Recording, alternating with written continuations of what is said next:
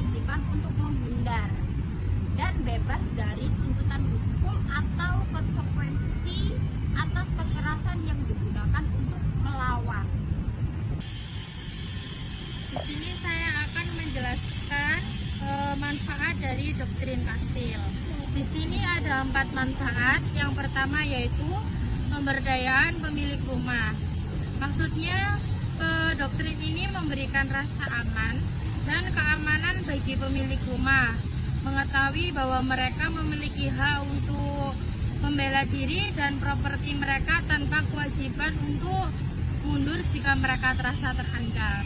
Yang kedua yaitu peningkatan keamanan. Maksudnya dengan adanya doktrin ini, pemilik rumah memiliki rasa lebih aman untuk tinggal di rumah mereka, mengetahui bahwa mereka dapat membela diri jika diperlukan. Yang ketiga, pembelaan terhadap ancaman. Maksudnya yaitu doktrin ini memberikan pembenaran hukum bagi penggunaan kekuatan atau kekerasan yang sepadan untuk membela diri dan tempat tinggal dari ancaman. Yang terakhir yaitu pengurangan biaya. Maksudnya dengan adanya doktrin ini, pemilik rumah tidak perlu khawatir tentang kewajiban untuk mundur dan mencari bantuan dari pihak lain yang dapat mengurangi biaya yang memungkinkan untuk muncul.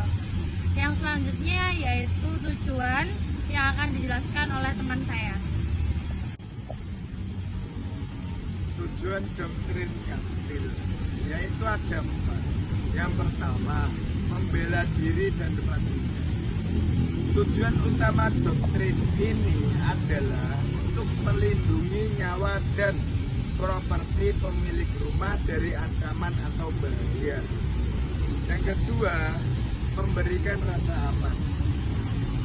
Doktrin ini bertujuan untuk memberikan rasa aman dan keamanan bagi pemilik rumah, sehingga mereka dapat menikmati tempat tinggal mereka tanpa takut akan ancaman.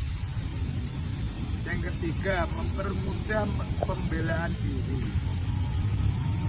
Dengan adanya doktrin ini, pemilik rumah tidak perlu khawatir tentang kewajiban untuk mundur, sehingga mereka dapat lebih mudah membela diri dan properti mereka. Dan yang keempat, mengurangi biaya hukum. Doktrin ini dapat membantu mengurangi biaya hukum yang mungkin timbul jika pemilik rumah harus menghadapi tuntutan hukum terkait penggunaan kekerasan untuk membela diri. Prinsip hukum ini sudah diterapkan di Indonesia, namun masyarakat masih minim yang menerapkannya. Bertindak membela diri dikarenakan panik, takut, ditambah mungkin ada pencuri yang menggunakan senjata tajam. Dengan senjata tajam tersebut itu menimbulkan resiko yang lebih besar. Nah, ada salah satu contoh kasus yang sesuai dengan SOP, yaitu kasus Mulyani sebagai peternak kambing. Untuk contoh kasus kejadian ini bermula ketika Mulyani melawan seorang pencuri yang menggunakan golok yang hendak mencuri kambing di kampungnya, yaitu di Ketiro, Kelurahan Triti, Kecamatan Malakaka, Kota Serang, Banten pada Februari tahun 2023. Pencuri ini kemudian tewas karena Mulyani menusukkan gunting ke dada korban. Dalam peristiwa tersebut, Mulyani sempat dijerat pasal 351 ayat 3 KUHP tentang penganiayaan hingga tewas dengan ancaman hukuman 7 tahun penjara. Namun ini Mulyani bebas dikarenakan dianggap melakukan pembelaan secara terpaksa.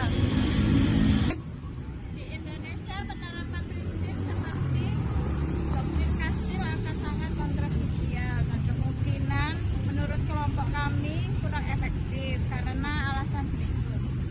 1. sistem hukum Indonesia berbeda yang menekankan pada proporsionalitas dan pembela terpaksa, mobil, penggunaan kekerasan untuk membela diri diakui tetapi harus sebanding dengan ancaman yang dialami.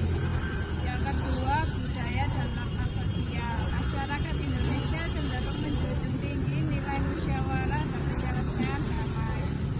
Yang ketiga, potensi disalahgunakan tanpa pengawasan yang ketat. Kastel doktrin disalahgunakan untuk melakukan kekerasan yang tidak perlu atau bahkan pembunuhan dengan alasan membela diri.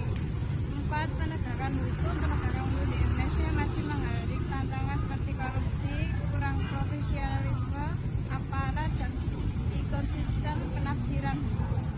Doktrin Kastil bukanlah hukum yang dapat diterapkan atau ditetapkan, tetapi seperangkat prinsip yang dapat dimasukkan ke dalam beberapa bentuk di banyak yurisdiksi. Doktrin Kastil mungkin tidak memberikan kekebalan sipil seperti dari gugatan kematian yang salah, yang memiliki beban pembuktian yang jauh lebih rendah.